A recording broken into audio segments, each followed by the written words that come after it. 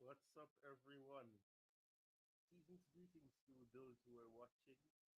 Welcome to another live stream on the Chelsea Sessions channel. Welcome to your Fulham versus Chelsea live preview. I hope everyone is doing well. I hope everybody that is tuning in is having a good day so far. Um, Still morning for me. So, if it's afternoon for you, if it's evening, if it's night, whatever time it is for you, I hope you're doing well. And I hope that you'll enjoy this stream today. Now, this stream, I'm hoping will not be too long because availability is not really there for me. But we'll see what we can do. We'll see what we can achieve in this preview. There's things lined up. I have some items that I'm going to share using X as well, but we'll get to all of that and more after this short intermission. We'll be right back.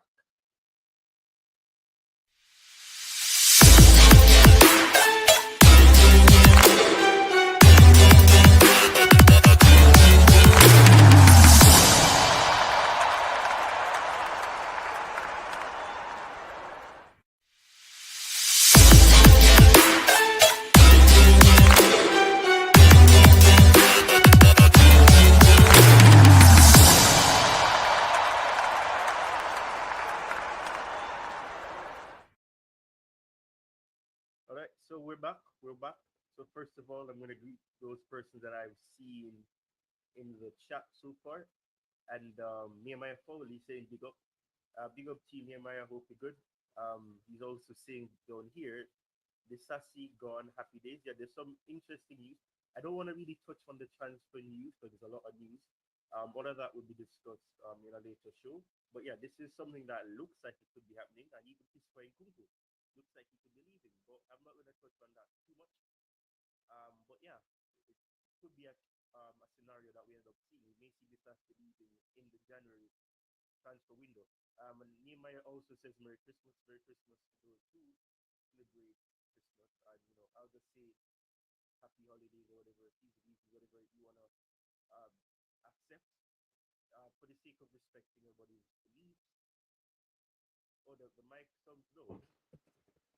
Let me. All right. Thank you for that. Big up to you, the Final Whistle podcast. I appreciate you stopping by. I appreciate it. Let me know if the mic sounds better now. Um, uh, you can't hear me. Okay. Well, okay. That sounds. How about now? Is it better? Let me know if you guys can hear me better now. All right. Perfect. Perfect. Perfect. Perfect. All right. Good. All right. So big up to you, Final Whistle podcast. As I said before, it's good to see you here. Uh, I won't mention so this is more so a private matter. But yeah, big up to you. All right, so let me see what else is here. All right, so Nehemiah Foley sing Bayer. Is that Leverkusen or Bayern? Once this I don't know which one it is. But yeah, as I said before, I'm not going to really touch on the transfer aspect of it just yet. There's a lot, and I mean, that's not to say that we can't discuss it in this show, but I want to ensure that the preview exercise is also the way, and then whatever else follows after that, we see what happens then. But yeah, big up to you once more, Nehemiah, and big up to you, Final Whistle Podcast, who is here so far.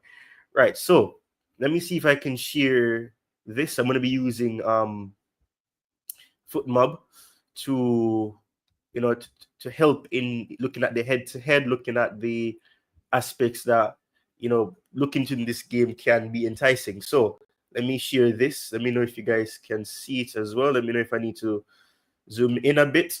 But yeah, this is obviously ignore the time. This is probably not going to be the time. Not probably. It will not be the time for the match on Boxing Day. But as you see in the title as well, there's a you have a fee. Nehemiah. Okay, interesting. I'll come back to that. But as I said before, Boxing Day Derby Showdown. This is a derby in itself. We all know, if you know the history of Chelsea, you know that um, the the club has rich connections to Fulham, and if history had gone the other way, they could perhaps be called Fulham. So yeah, obviously we know that the stadium is situated in Fulham as well. So there's a lot of historical factors surrounding this. So it's a derby. Obviously, it's a South London derby as well. So yeah, but let's go to FootMob. Let's look at what FootMob has here. Right. So the preview. Okay, I'm gonna ignore this. Let me know if you guys can see the FootMob screen as well. Let me know if I need to zoom it in. Big up to you, Garvan. Thank you for dropping by. I hope you're good. Big up to you, Garvan. Um, yeah, but let me know if you guys can see. Let me see if I can probably zoom this in a bit. Try to make it easier for you guys to see. But yeah, so looking at the injured or suspended player news, Benoit Badiashile, we know that he has a muscle injury, and he was already ruled out for the rest of the year. Recently, I think it was before the Everton match, we heard that he'd be out for many weeks or some weeks or a few weeks. So obviously we know that. Reece James, we know, yeah, he's recovering from a hamstring injury and he was back in training. He was training. Rest would have made mention of the fact that he was doing, training on the training ground. So obviously he could be on the mend, but obviously we know that he's probably not going to play until January. So that's something that really doesn't matter. Romeo Lavia is one that I believe is somewhat unfortunate because it does mean that we have less options as relates to potential midfield options. It also means that we could see a utilization of perhaps inverted fullback again because we don't have the option of playing Lavia, to have that defensive solidity there or having that support alongside Casado or Fernandez, whatever option you want to look at. And obviously, Wesley Fofana is also recovering from a hamstring injury and he's expected to be out until mid-January 2025. So that's for Chelsea. Now, for Fulham, I think I've just realized that the match is I actually have the wrong stadium. Yeah, so it's at Stamford Bridge and not at Craven Cottage. I don't know why I thought the match was at Craven Cottage. That's kind of weird to me. But I guess I'll have to change the format of the title to Chelsea versus Fulham rather than Fulham versus Chelsea. I don't know why I thought the match was at Craven Cottage, but yeah, I mean, at the end of the day, it's still Chelsea versus Fulham anyway. So it's officially Chelsea versus Fulham. But back to looking at the injured or suspended news for Fulham, they have 3 players listed here. You have Harrison Reed, who is recovering from a knee injury, so he'll be out for a few days. Um, Kenny Tete, he is also recovering from a knee injury, and he's expected to be back in late February 2025. Reece Nelson, former Arsenal academy player and also player in general, is recovering from a hamstring injury that he sustained recently, and he should be back, according to FootMob, by mid-February 2025. So let's scroll down to here. Let's look at the team form for both teams. So for Chelsea, we obviously know that on the weekend we had a 0-0, a goalless draw, a very stalemate match at Goodison Park, the final match at Goodison Park. Thank God for that, because there's some weird juju there. I don't know what it is, but we've struggled there, and this draw added to that ongoing record of not being able to beat Everton at their home ground. So we obviously know that we had the draw against Everton most recently on the weekend. Chelsea versus Shamrock Rovers in the Conference League. We all know that we obviously the rotated team got a 5-1 win at Stamford Bridge. The Premier League match before that was a 2-1 win over Brentford, a very tight match, a very intense match, a match that saw Chelsea creating opportunities but not finishing most of them. But they got the win, and obviously 3 points was granted there, and obviously we're sitting second, 1 point ahead of Arsenal as well. But obviously, you look at the fourth match listed here. You have FC Astana, where we got a 3-1 win, or a 1-3 win, all the way in Kazakhstan. So yeah, that's the positive. So when you look at this, we've scored, barring against Everton, in our last 4 out of 5 matches. And obviously, we know that the 7-goal thriller, Tottenham Hotspur versus Chelsea, was a 3-4 or 4-3 win for Chelsea. And for Fulham, they also had a draw, 0-0 draw in their recent match against Southampton. Before that, they managed to get a point. They could have lost the match. They took the lead through Raul Jimenez, I believe, and then they obviously saw Liverpool get a red card. Robertson was sent off and all of that. But Liverpool were able to come back and they got a 2-2 result there. And obviously, there's a draw for them before that as well against Arsenal. So in the last 3 matches, you can say that they've had more draws than wins. Or in total, they've had 4 draws out of 5 matches. The only win during this last 5 matches came against Brentford and Hove Albion, a 3-1 win at their home ground. So yeah, so look, going into this match, you both teams are in somewhat of a good form. They're undefeated in the last 5 matches in all competition for Chelsea, and also in all the competitions that Fulham are playing in are in the Premier League. Since this is more so the Premier League, they've not lost any match in the last 5, so that's good for them. So let's go to about the match here. Let me see if there's anything else here before I continue. Let me go back to the chat briefly before I go to the about the match. So right, so as I said, big up to Garvin already. Nehemiah Foley is saying we might need Santos back in January because of Lavia injury. I mean, it's something that we could perhaps see happening, yeah. Also, would you recall Santos back? I'll start this message and I'll come back to it after we go through the preview exercise. And they said, obviously, and then I'll start this as well. Big up to you, Wolfang Division, Wolfie. Thank you for joining. Big up to you. I hope you're good.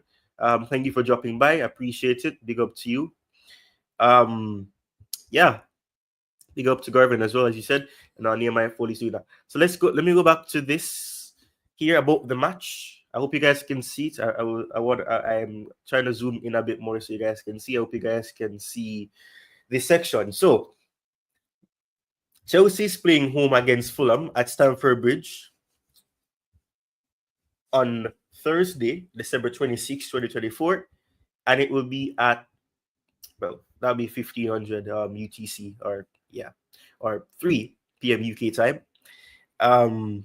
This is round 18 of the Premier League. So we're almost at the halfway stage of the season, where we will basically have, after this match, one more team to play, and then it goes down to facing off against the other 18 teams or 19 teams for the second leg, I would call it, of the Premier League fixtures. Predicted lineups, or well, that's not really relevant. About the predicted lineups are available for the match a few days in advance, whatever. That's not really necessary. And obviously, we'll look through this already. The current head-to-head record for the teams are Chelsea 11 wins, Fulham 1 win, and 6 draws. So basically, Chelsea have won more games than they've lost in their last 18 matches. If my maths is actually well, 18 matches against Fulham. So 11 wins or 1 win and 6 draws during the pair. I believe that's what that's saying. And I think that's it. So let's look at the insights here. Chelsea have scored 14 goals in the last 5 matches. Chelsea have won the previous 3 matches against Fulham. Cole Palmer is ranked second in big chances created in the competition with 13. And for Fulham have scored 7 goals in their last 5 matches, and they haven't lost in 5 matches. We touched on this before. Adama Traore has created the most big chances for Fulham with 6. So if we go back to this, we can say that we've scored 2 times more goals than they have in the last 5 matches. Obviously, 14 goals. And I'm assuming that takes into account the Shamrock Rovers match and also the Astana match, which, if you take that which to make it more fair in terms of the Premier League, you can say that we have, if my maths doesn't fail me here, we've scored 6 goals in the previous Premier League matches. But for the sake of having it be 5 matches, we have to include the Shamrock Rovers win and also the Astana win as well to make it 5 matches. But 14 goals in comparison to their 7 goals, so we scored 2 times more, which gives me the belief that, especially with the fact that both teams got a 0-0 draw in their last matches against Southampton and Everton respectively, they will be looking to get a goal at least. So this match, I do believe, may have goals. And I mean, it's a derby. Fulham and Chelsea have rich history with each other. So obviously, derby matches always tend to have both teams wanting to turn up. So we'll see what happens there. Right. So let me go back to the chat once more. All right. So Garvan is saying big up to Wolfie. Nehemiah Foley is saying, I think with solidity, top 4, we get to see you next. I think with solidity, top 4, I think we get Champions League next season. And then, yeah, Garvan is saying big up to Wolfie again. Right. So let's go down to something else that I think is very important here. Right. So just for the sake of having a better understanding of the head-to-head, I am going to quickly do this. Right, so we obviously know that 11 wins for Chelsea, 6 draws, and 1 win for Fulham in the last 80 matches. So our next fixture after this one will be on the 19th of April in 2025. Don't watch the time, that's not accurate for everybody. But yeah, it will be at Craven Cottage then. So I need to obviously change the information for the title, but that's minor. So the previous match, which would have been earlier this year, that's about to conclude, would have been a 1-0 win over Fulham on the 13th of January. Before that, we got a 2-0 win against them in 2023, and that was October 2nd. Before then, I believe this is a friendly match. Yes, it is. July 30th, 2023. 2-0 win for Chelsea over Fulham. Then there was a 0-0 draw in the Premier League in the 2023 season. 2022-2023 season, February 3, 2023. And then you go down to January 12, 2023. There was a 2-1 defeat for Chelsea. Fulham got a 2-1 win over Chelsea in the Premier League. At that time, I do remember that match. I think that was the match where Joao Felix was sent off for that tackle. William scored, I believe. I don't remember who scored as well, but I think I remember that match. Yeah, in January. Yeah, could have been right after we got Joao Felix, and then obviously we know that they were relegated. So there's a 2-year gap. If you go down and you see May 1, 2021, we had a 2-0 win. Chelsea had a 2-0 win over Fulham. And in January of that same year, January 16, 2021, we had a 1-0 win over Fulham at their home ground. And then before that, in 2019, March 3 to be exact, there was a 2-1 win for Chelsea at Craven Cottage. December 2, 2018, 2-0 win at Stamford Bridge over Fulham for Chelsea. And we go down to here. So basically what you're seeing so far, there's minimal draws between the pair. But looking at 2014, Fulham had a 3-1 defeat to Chelsea at their home ground. So September 21, 2013 or 2013, Chelsea had a 2-0 win over Fulham at Stamford Bridge. And then we go to April 17, 2013. There's a 3-0 win for Chelsea at Craven Cottage. And then we go down to November 28, 2012. There is a 1-1 draw there. Or is it a 0-0 draw? I think I've lost November 28 would have been the 0-0 draw, and then April 9, 2012 was a 1-1 draw at Craven Cottage. And then we go down here to, what is this? December 26th, which is a Boxing Day. So essentially this fixture is taking place, same ground as well, 13 years later on Boxing Day. So that's fascinating. If you think about it, I'm hoping though that the result will not be like what we have here. I think people say that looking at both teams, this could be a case where both teams could get a point, but obviously for the sake of Chelsea wanting to get 3 points each game they play in, obviously you want all 3 points. So hopefully we don't see the same result of a draw or 1-1 13 years later in this exact same fixture. September 21, 2011 was a 0-0 draw. This was in the League Cup, and I'm not sure the result was for that, but it's penalty shootout. It doesn't really state that. October 14, 2011, a 0-0 draw. And then in 2010, November 10 to be exact, there was a 1-0 win over Fulham for Chelsea. Right, so I think we can move on to the items that I have lined up on X. But let me go through the chat quickly. So Nehemiah Foley saying, I hope we don't drop points on Thursday. Yes, I do believe I do hope we don't, for sure. Big up to you, Tobago, the Coolest Shows podcast. Subscribe to him. Also subscribe to the Final Whistle podcast who was here earlier. I appreciate you guys being here. Right, so Nehemiah Foley is saying something to the Coolest Shows here. He's saying the Sassy is gone. Bayer wants the Sassy. I'm glad he's leaving Mariska. Wow, I'm not going to say what that word is. Playing the Sassy right back. All right, so Rich Money Makers is saying, big up the legend. We can't estimate this Fulham team, and we need to hit them fast, the same as we did against Brentford. Then after we score, we need to keep a clean sheet. I agree with you 100%. I 100% agree with you. Big up to you, Tobago. Hope you're well, and thank you for joining. Right, so let me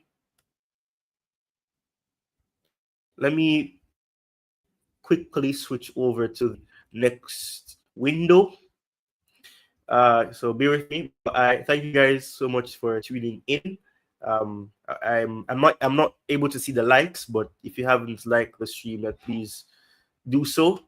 It will go a long way. Definitely will go a long way. It will push the algorithm, I will force them even so to share and to push this stream even further, because the likes speaks for itself. The likes, the better the likes, the more people would be more inclined to watch it, because obviously something that is actually interesting to people.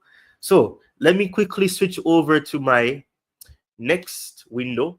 I will respond to the message that I see here from 433 Presser after this little turnover. So bear with me, let me quickly do this. I'll be right back.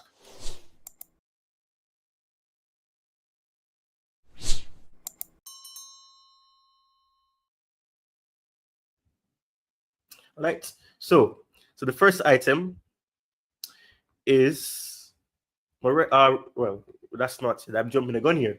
Romeo Lavia will miss Chelsea's game. We would have seen this earlier when we looked at the injury news on FootMob.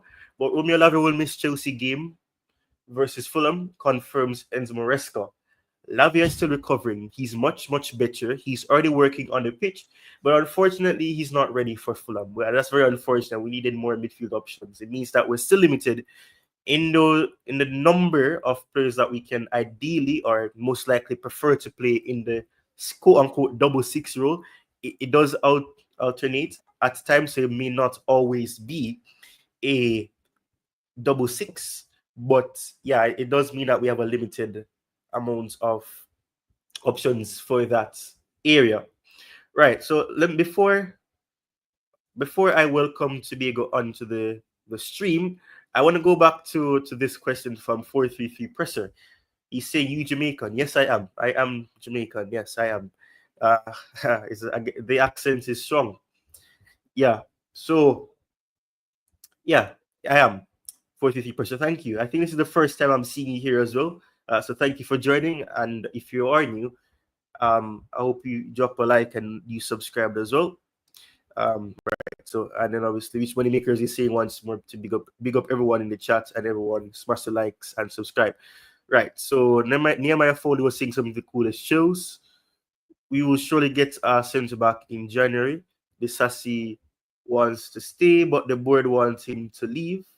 It seems. That's interesting. Welcome to Bigo. Thank you for joining me on the stream. How are you doing on this fine day? Yeah, I'm good, thanks, bro. How are you?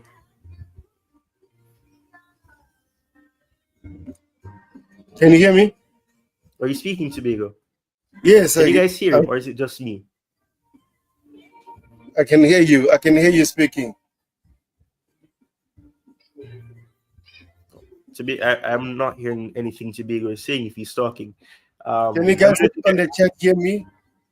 Yeah, I can hear you now. I can hear you now. I wasn't hearing you before. I don't know what's going on. Okay, okay. I hope you're not hearing a lot of background noise in around my area, because this is Christmas period, so everyone is playing music. So Yeah. is it loud? Is the music loud? No, actually no. I'm not. I'm actually not hearing anything right now. I'm just seeing your voice. It sounds clean, Wow, and I'm just seeing your voice. Yeah, that's crazy. That's yeah. crazy because my neighbors playing music so high. So anyway, thanks to this beautiful mic. I appreciate it, bro. Yeah, I don't know about the chat, but I'm not hearing any background noise. I'm just seeing your voice. Okay, no problem. Yeah, thank you for having me. Yes. Right. So you joined at a time when I started to looking at the items on X. So Romeo Lavia is unavailable. So what's your thoughts on this? I gave my thoughts about how it limits the options that we have. What says you? Nah, you know what with Romero Villa, it's so sad because this guy, man, is so good, and his injury, man, like just like there is team situation now. That one of our best players are getting injured over and over again. But with Rumi Lavia, I don't think he's that injured. Maybe Enter Maresca doesn't want to risk him. So in terms of Lavia, you know what? Let's give him time and see. And in January, the club will see what will happen, because it's too early to say what should we do. Because I know a lot of people are saying we should recall Ender Santos, blah blah blah. but it's not that easy. Santos at the moment is playing game by game. He's developing very well. So can we disturb his development by recalling him and be a bench player or a rotational player? So I don't think so. So what is your thoughts, bro? Yeah, I mean that's a solid point, and I was actually going to discuss Andre Santos, but since you brought it up, I will touch on it slightly, and then we can probably go back to this because I started a statement here by Nehemiah Foley about Santos, but I will give him his response somewhat now. But before I do that, I want to thank Jerry Z. Wow, thank you, Jerry Z. He's gifted one membership, so thank you. I wonder who got that membership. But thank you for doing this. I appreciate it, Jersey, and it's good to see you here as well. It's been a while since you've been here, so it's good to see you. And thank you for doing that. It's appreciated, and whoever um, was gifted that membership, I'm sure they will enjoy the content that is already available for members only. But yeah, to answer your question, Tobago, um, oof, and Nehemiah Foley said something that I would have done something different. You made a valid point there, and this is something that many people need to consider. Um, Santos is doing excellent at Strasbourg. So recalling him from a loan where he's getting the game time, I don't think that that's smart because his development can be hindered by bringing him back. Because realistically, you'll be bringing him back based on the fact that okay, we have injury issues, but you don't want it to be a case where he comes in and that's not me saying that he's not going to be able to do well, if he does get recalled, he doesn't, he's not able to bench one of the starting, deeper playing midfielders or one of the double six players. But ideally, on paper and realistically, I don't see Maresca playing him over any of those options. So you don't want it to be a case where you recall him and then, for example, Lavia comes back and he doesn't have any injury. Obviously, you're gonna have to rotate, but it means that his number of matches will be less because he go from playing game after game or most of the games for Strasbourg to playing only a rotational role, and then at the same time you may say, oh, who why did he recall him? He was doing so well, he was getting the game time, and then you don't want to be a case where all the midfielders are fit, they're able to play consistently, and then he's just sitting on the bench, not able to play because there's no need for him to be playing unless you're rotating the squad in cup competition. So I don't think it is best to interrupt his loan that is going so well. He's putting up some good numbers. You know it more than I do, so I'm not telling you. You know this because you actually keep up with Strasbourg more than I do for Blue and all that. So yeah, Leslie though, as Nehemiah mentioned here, Leslie Gochuku, I would actually recall him. This is probably not more of the likely um options, but I would actually recall Leslie for the sake of if you need to add to that number for safety and for having rotational options, you can recall him. But at the same time, I'm also thinking about the points, although it's slightly different because obviously he's not getting much game time at Southampton. You correct me if I'm wrong, but I don't think he's played for them at least more than one time or two times. I might be wrong, or he's not played for them at all. I don't know what it is. I'm not going to pretend like I keep up with all the loanees because it's too much to keep up with all of them. I know about some, but not all of them. I do know that he's not playing much matches because obviously I have seen some Southampton matches.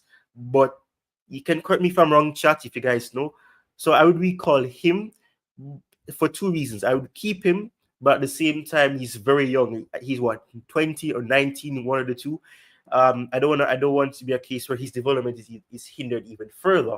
I do understand what Nehemiah means by recalling Santos from Strasbourg, because by doing that you open up that slot for Lecky to go to Strasbourg. But I don't want to risk bringing Santos back and then he ends up not getting as much game time as he could have been getting at Strasbourg. So I get it is a feasible one, it makes sense, and for the sake of Leslie actually getting game time, and that's a good avenue because it's a sister club.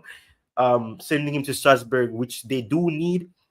some help, especially if they lose Santos for that defensive type of solid midfielder.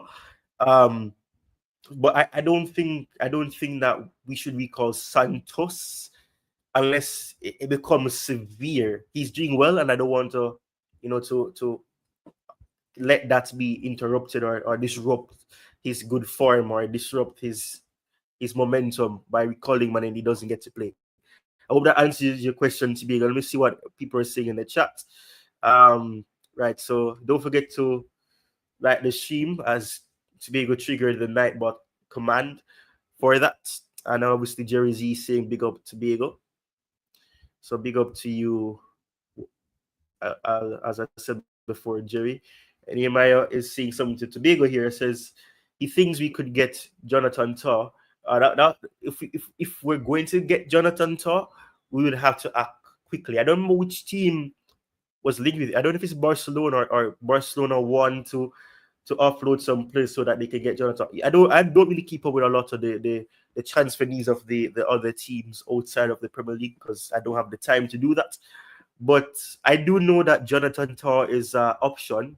He's a very he's a experienced centre back. I think he's 29, 30, I believe, or I know he's around his prime years.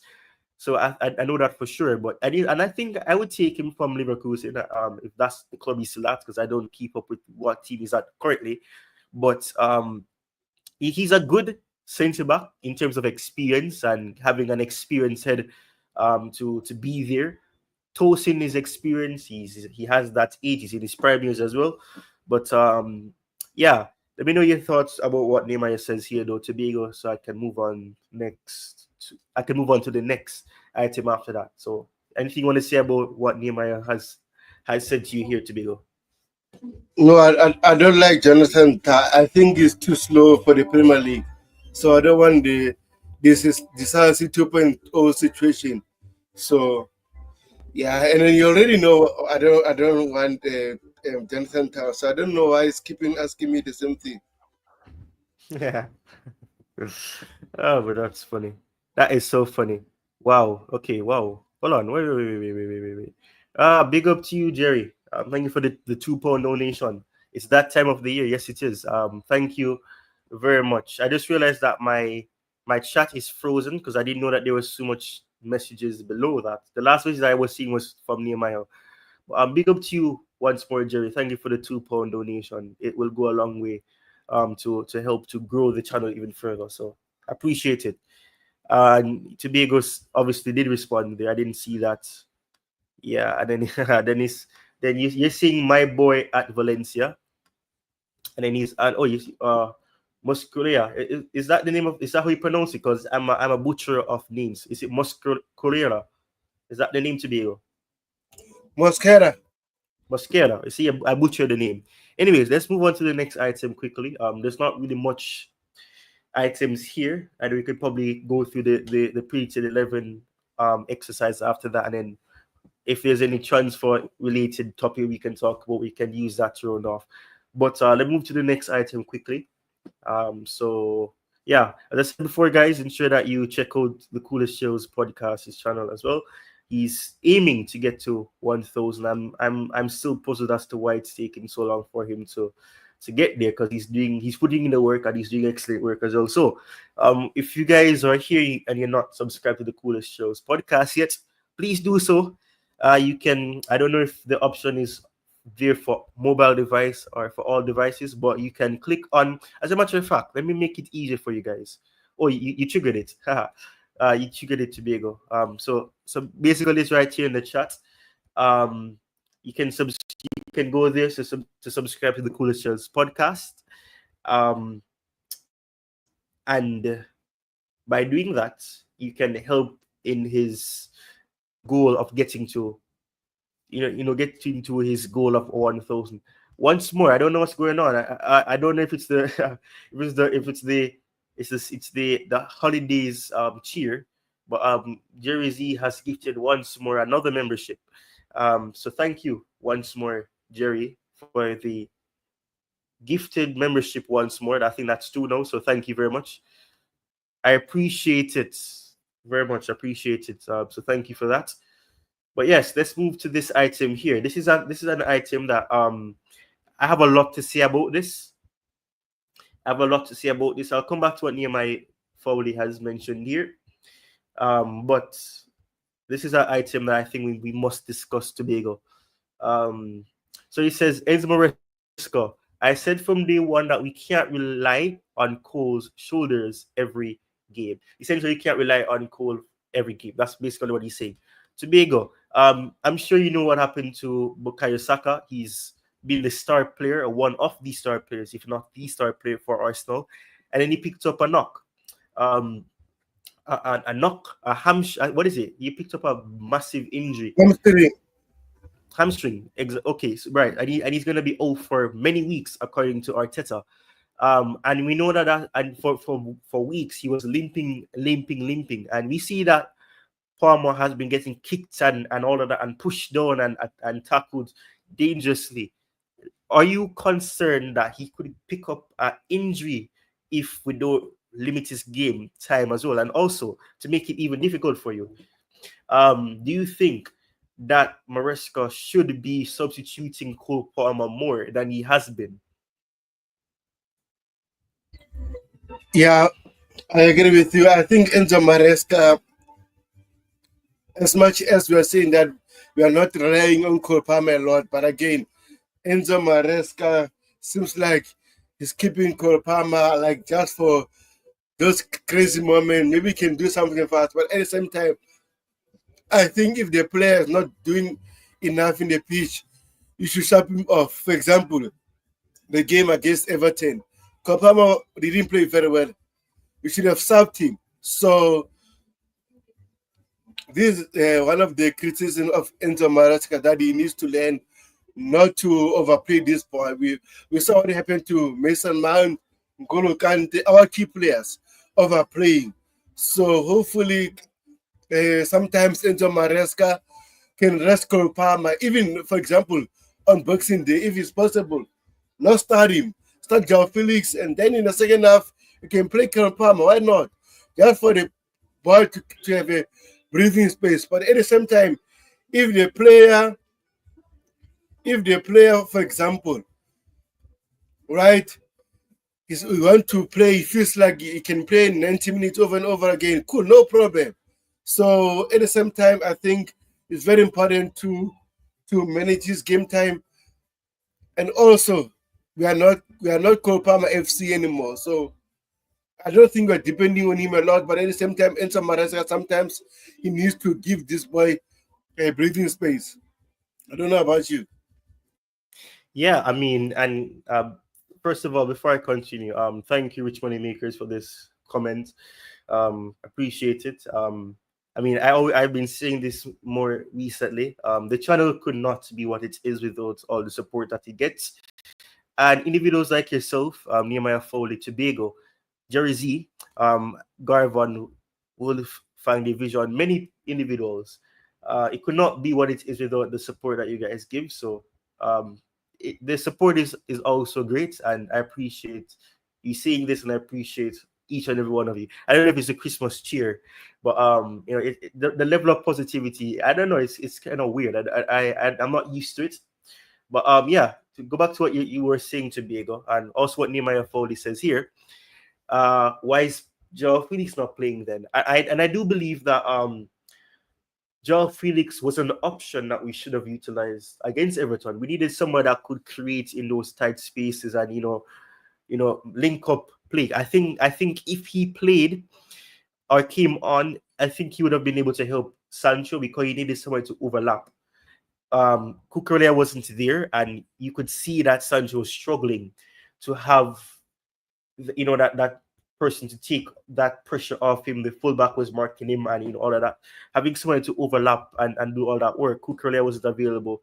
I think Joao Felix would have helped, because we know that Joao Felix can play in that central area, but he can also drift wide, and then you could have that interchangeability there. We didn't see that happen. We didn't see Felix get that opportunity to play. And I do believe that with that argument, and especially like you said, Tobago, the current form of Cole Palmer, he's not been the greatest in a couple of matches. It's not just the Everton match. He's had poor involvement in other matches, and that could be looked at to say that okay, he's not getting the ball as much because other players are performing, which fair enough, that's true.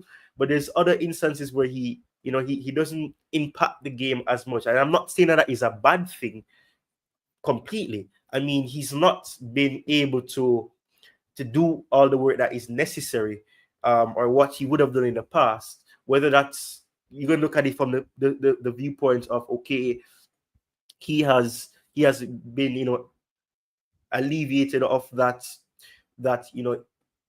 over reliance, that constant pressure, that constant reliance on him. The word that I'm trying to use is not coming to me. So for the lack of a better term, the over reliance on him would have been lessened if we had players performing better last season. But that is not necessarily a bad thing. But Joao Felix is also a player that I think would have done way more than what we saw from Cole Palmer. Cole Palmer wasn't entirely bad, but he had a poor performance, and FootMob rating and other rating was low for him because he wasn't really as impactful. He was involved in free kicks and all that. They led to nothing. Corner kicks led to nothing. Not blaming him for the corner kicks, because I think one or two of those corners of the five that we had could have been goals, but we didn't take them. But yeah, he's had some struggles. The goals he scores does overshadow the bad performances, and perhaps that's why he gets the man of the match, because you get an assist, you get a goal. And I mean, fair enough. There's not more you can ask for. But I do believe that we could alleviate or lessen the amount of minutes he gets, take into account that he's being targeted. We saw that with Hazard. Hazard got kicked and brought down numerous times, and then we saw what happened to him in the latest. He had to retire probably sooner than he would have wanted to. So we don't want that to happen once more. So I do think we need to protect the player. You mentioned Mason Mount, you mentioned Kante, and that is a situation. As much as in the latter stages, and even with the current Mason Mount status, he was a vital player for Chelsea. Albeit you could say that is because we didn't have much players who was doing what we needed them to do. But I do believe that we need to not repeat those mistakes. Tuchel used Mason Mount too much. Kante was brought back, I believe, for the Europa League final when he was still recovering because of how good he is, the capabilities that he has, the skills and talent and attributes that he has. It was a downfall of his, or a disadvantage rather, is the better word I should use, because of how good he is and because of how good Mason Mount was during that period. He was never rested as much as he needed to, and then we see that he's picking up those injuries now because people say that he has good fitness and he's always available, but over time, when your body gets that time to rest and cool down and all of that, and also the whole thing of building up your body and becoming bulky, that high level of metabolism doesn't fit everybody. And I think that's the situation. People tend to think that the more bulky you are, the better it is. No, that you don't have to be very bulky or have to have a lot of muscle to be the greatest player. But that is what a lot of these individuals tend to do. So I agree with you, Tobago. I do think that he needs to get less rest, and I am concerned. I know individuals like Garv and other people may be concerned. Let me know what you guys think in the chat as well. There's a lot of comments coming in now. So before I go back to Tobago and I move to the next item, let me go back up to the last thing here. Where is it? Right. So Nehemiah Foley says, coolest shows. It seems Nkunku is happy on the bench. Well, if reports are to be believed, he isn't. But I think Rich Moneymaker said something about his source said that's not the case. So let's hope that that's actually the case, and he will not opt to leave. But let me see. I've lost the comments again. But yeah, let me know what you guys think about what we just discussed. Do you think Cole Palmer needs to be protected? Do you think he needs to be played less, and give Joao Felix or other options the chance to play? I've absolutely lost where I'm at. Right. So Maresca should sub off Sancho, not Neto. Should have. I think you're saying he should have substituted Sancho and not Neto. Yeah, because Sancho was struggling, and that was, as I said before, down to Kukurea not being there. And then Nehemiah Foley is also saying here that Maresca should stop inverting Gusto on the left. It's not working. I mean, I don't know if you remember this, Tobago. I was on the coolest, not the coolest shows. Oh my goodness, the Chelsea. I was on Chelsea Perspective, um, and I'd said that I don't think that Gusto should invert because he doesn't suit him, and I got attacked, quote unquote attacked, not literally attacked in terms of being attacked in the chat, but it was jokingly said. But I don't think it suits him. I don't think that he's an inverting player. I don't think he can invert overall. Not only on the left, on the right. I don't think that's his game. If you invert him or you play him as people say as a 10 or as an additional supporting 10, I don't know. We seeing a lot of variations on the Maresca. I don't think that suits him. He doesn't have the shooting skills. He tries to get into those areas. He did get in those areas, but he cannot finish. I mean, that isn't to say that he can't improve it because he's still relatively young. He's very young. We need to remember that. We need to remember that we signed a 19-year-old. He's what, almost 21. I don't think he's 21 yet. So he's very young. All of that can change. But I don't think inverting him does good for the team or for him because by doing that, you're limiting his game. You're limiting the impact that he can have by being on that wide area. And let's not forget, when he was playing against Brentford, we saw him doing, I would say that he had a good game offensively. He was creating, crossing, and that led to us being able to get the win because the crosses were coming in and we didn't take the chances, all of them, but we were crossing the ball relatively well. And I think Gusto was also struggling or suffering in the Everton match due to the fact that Kukurea wasn't there. I don't know what you think, Tobago. I want to go down to here. Let me know what you think, Tobago. I'm going to go through the comments to see if there's anything you Yeah, need to touch on. yeah. You know my thing about not invading Malugusto on the left. I don't understand about fans. When we're invading Malugusto on the right, the fans complain that doesn't suit Cole Palmer, right? So Malugusto need to invade on the left. When you invade Malugusto on the left, still the same thing. They're complaining. At the same time, we know that Marco Crella, for me, I think is the perfect player to do the inverting role. But at the same time, he got a silly yellow card against Brentford. So this is my issue with Marco Crella. As much as I like him, I think he should avoid those kind of yellow cards. Every game is getting silly yellow cards. And then against Brentford, he got 2 yellow cards. One was okay, the other one was foolish, and he was sent off. And we struggled against Everton. So, for example, if we had him invading that side, would have played better. But at the same time, Enzo Maresca needed solutions in order for us to play well. So, as much as our fans are complaining that who should invade on the left or on the right, sometimes you don't have players that can do that role. So you have to sacrifice or make a solution for that particular game. So I understand why our fans are frustrated about Malugunto invaded, but at the same time, we needed physicality in the midfielder. So we had to play Moses Caicedo and Enzo Fernandez as double pivot, not play Enzo Fernandez as a number 10. So we had to play Malu Gusto inverted, but also play as a number 10. So I understand why Enzo Maresca took that risk. Unfortunately, it didn't work out. But at the same time, if you look at that game in the first half, Nicolas Jackson had 2 or 3 good chances. He should have scored at least 1 or 2 of them. We should have won that game. But at the same time, we didn't win it. So we need to move on. Yeah, fair enough, fair enough. Before I go on to the next item that's shared right here, I want to just touch on you having a conversation with Nehemiah, but he's saying Aching Pong just signed a new contract. Why not play the boy? And I saw your response. I don't know if you want to add anything to that, but Yeah, yeah.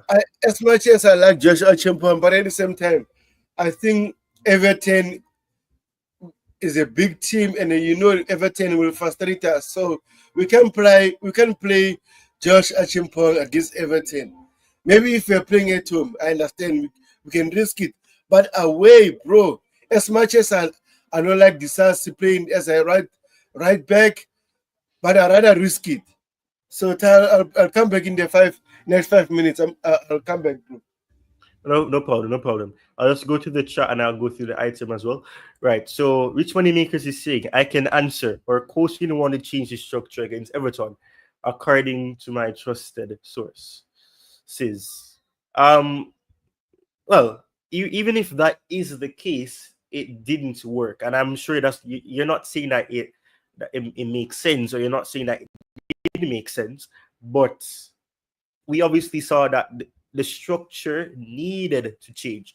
And I wouldn't say that he didn't want to change the structure, because we did change the structure. We did. Because by comparing the Brentford match to the Everton match, obviously the application was different. You didn't have Kukurea in overlapping and supporting Sancho. He didn't have that. So obviously, and Gusto tried to chip in, try to connect with Sancho, but it wasn't working as much as Kukurea, and that tends to happen when you have a right-footed player playing on the left-hand side, and they're going to be trying to pass the ball on the left foot, or if it's a case where they try to pass the ball on the right foot from that left-hand side, it's going to be difficult for them. So the structure was different because we were utilizing players in different ways, different areas. But I get your point. Yeah, it was still the same, somewhat of a 3-2-5 structure where you're still committing five players there, and also you have a player supporting, and and the structure alternating when you're playing offensively or when you're defending. So, yeah, I get your point, but it obviously didn't work out, and what he was planning clearly didn't work out. But Tobago obviously said here, I think this is a response to Nehemiah Foley, who was saying about playing Josh Ochingpong. Um, Premier League and Conference League definitely is different for sure. So I guess that makes sense as to why he isn't. All right. So, and Nehemiah Foley saying about maybe Nkunku is not happy. Right. So let's move on to the next item. Then I'll come back to this that Nehemiah Foley mentions here as again. Right. So Edmund Maresca on Chelsea's record against Fulham. I don't pay attention about the past or the game at home on the game away, or the game away rather. I just try to be focused on what we do, how we can beat them, how we can be good on the ball and off the ball. And then most of the time the results is something that unfortunately cannot control, but you can control the way you want to play. So we're going to try to play in the way we want to play on the ball and off the ball. Well, that's a lot. That's a lot there. Let me know what you guys think about what Maresca says here. I do understand what he means though, because I mean, every match is different. Every season is different. Obviously, we obviously looked at it to say that in the last 18 matches, Chelsea have won 11. They have drawn 6, and Fulham had won one of those matches, and that would have been recently. I think it was last year. So yeah, it does that. All of that goes out the window. Previous record goes out the window. The only thing that records do, or past results do, it means there's an omen to say that, okay, we were able to do this, we are able to get the better of them, so we can go in to believe that yes, we can win them because we've done it in the past. But all of that doesn't matter, because every season is different, every match is different. You can beat one team in the first match in the Premier League, then the second match you lose to them, or vice versa. So all of that doesn't matter. So I get his point. So yes, we have a good record against them in comparison to in relation to the fact that we've gotten more wins than we've lost or drawn. But at the same time, we have to take into account the fact that it's different. I don't remember where they are on the table, but we looked at the last 5 matches, and they're undefeated currently, as Chelsea are in all competitions. So we can move past that. If you guys don't have anything to say about it, let me see what you guys have to say about it here. I'll go here. So right, so I'll come back to your point about a striker after we have 2 more items I believe to go through, and then we will proceed to talking about everything else transfer related, any questions you guys have for us. But let me go down to this. So all right, so this is about striker. I'll come back to that. Um, all right, so Jerry, I'm not ignoring what you're saying, but that is somewhat not important right now. I'll come back to that after. Right, so Rich Money Makers is saying, remember, guys, our coach was very happy with no injuries because last season we lost 3-4. Okay, that's why he didn't play Felix. Josh was too experienced to play against Everton. Fair enough. All right, so we should have had a penalty on Sunday too. We were robbed. Yeah, I mean, yeah, there's a lot of things that when you look back at the game, you could have seen Everton's goalkeeper Pickford did take out our player, but I guess because it wasn't severe or that but anyways, we're gonna move past that. But yeah, definitely we could have had a penalty there, and we should have to some extent, right? Good evening to you, Miss Melina. It's evening for you, it's still morning for me, almost afternoon. But hope you're well. Thank you, Miss Melina, for joining. I hope you're good. I know that most people here are Chelsea fans, but do check out Miss Melina's channel as well. She's an Arsenal fan, but we're still family here. So she's a rival fan, but still support her channel as well. Subscribe to her channel. She's not a moderator, so she can't share a link. I'll put her link in the chat for you guys to check it out. So I'll do that in a bit. I don't really have access to YouTube right now, but I'll do that. Rich Money Makers is asking if she needs sugar. Right. So right. So let me know what you guys think about that. Oh, and Tobago, if you're back, before I move on to the next item, do you want to add anything to what is on the screen?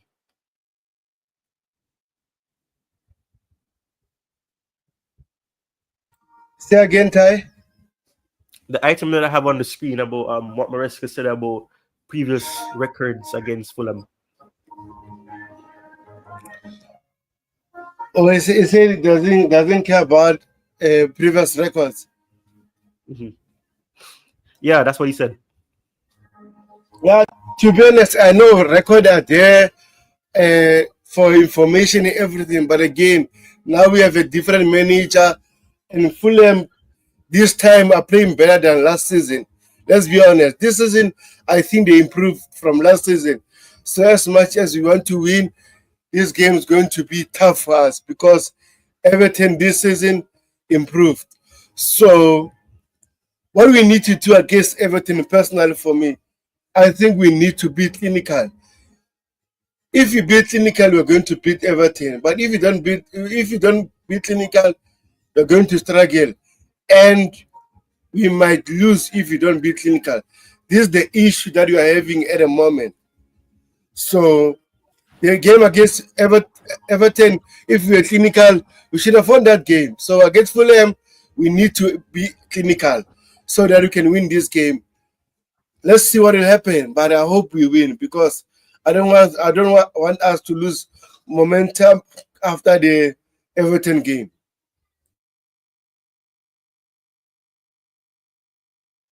Fair enough. Fair enough.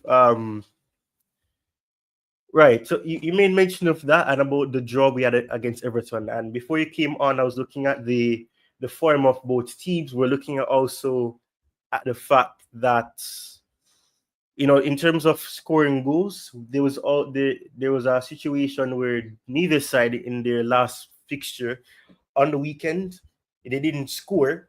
So it's a case on if we will take the opportunity. I did mention the fact that both teams, this is a derby, so obviously there is some historical factor around it. We obviously know the history of Chelsea is linked to Fulham relatively. So but yeah, as you said, we do have to hope that we do get not only goals, but we also get the 3 points against the team that we're going to be facing off on Boxing Day. So definitely that is important. I want to go back to the chats before I move on to the next item because there's a lot of messages coming in. Um, right. So okay, there's a message that I skipped from Rich Money Makers and from Jerry. I'm gonna go to it quickly. Right. So Rich Money Makers, I think I didn't mention this. Right. So it says, remember, guys, anyone that plays for a coach have to understand the style of play or style of the ball. I'm remixing the comments in my head. I don't know why. Anyone that plays for our coach have have to understand the style of the ball or don't play. Joao Felix has improved a lot with pressing on the ball, according to my sources. Okay, fair enough. Jerry's made mention of something. I want to go back to it. Right. So Jerry's saying the show is absolutely top notch. Tyrone and Tobago are the most entertaining analysts in the entire football community. I think that it's I appreciate you saying that, but I don't want to start any war. So I'm not going to embrace what you said. I appreciate you saying it, but I'm not going to say that I agree with the top 10 analysts, but I appreciate it, and I'm happy that you've seen the show as being top notch. I appreciate it. We do look to improve even further. That just like Maresca will say, you do good in one show or you do good in one outing, you try to outdo that one and you continue. That's the only way that you continue to grow as a person and also as an I was about to say as an individual. That's the same thing, but that's how you grow and that's how you continue to be the better you. So appreciate it, Jerry, and thank you once more for coming in the chat and also for giving your thoughts, and also thank you for gifting the membership and for the donation. Appreciate it. We go back down to this now. So Rich Makers is also saying very happy with Mark Dew, and the coach doesn't want to loan him out. Fair enough. I mean, we do need it. We do need a experienced head. He's still relatively raw. I would say that I do see Gu as being raw, but he's 18. He's not 28 or something. So I'm not really surprised, but he definitely needs to improve some more and develop, and that's understandable. Right. So Jerry is saying in relation to the item that Maresca is absolutely right. Previous records and all that noise are meaningless. They're just for the record books rather.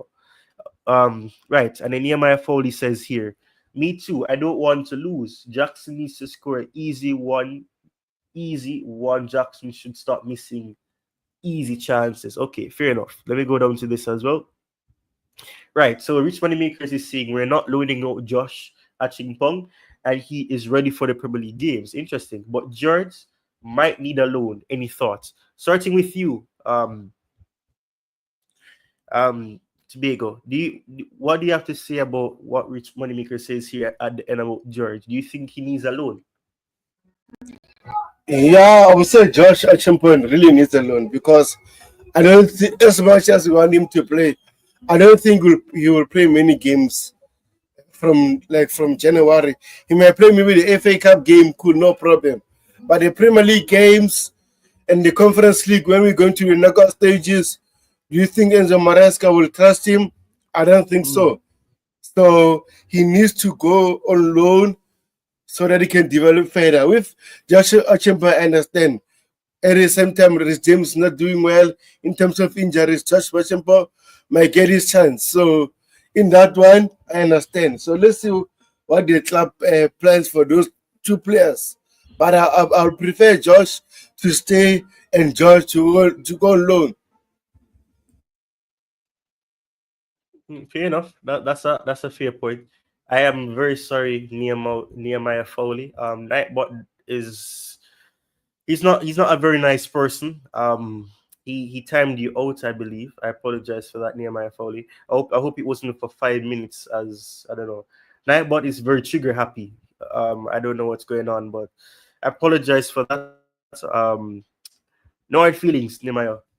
But yeah, let's move on to the next item here that I have lined up. I just want to take this time once more to invite you guys to share the stream.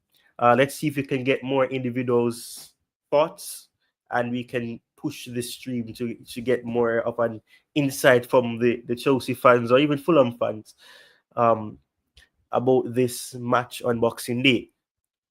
Yeah, Neymar is saying, hmm, yeah. Let me move on to the next item that I have here.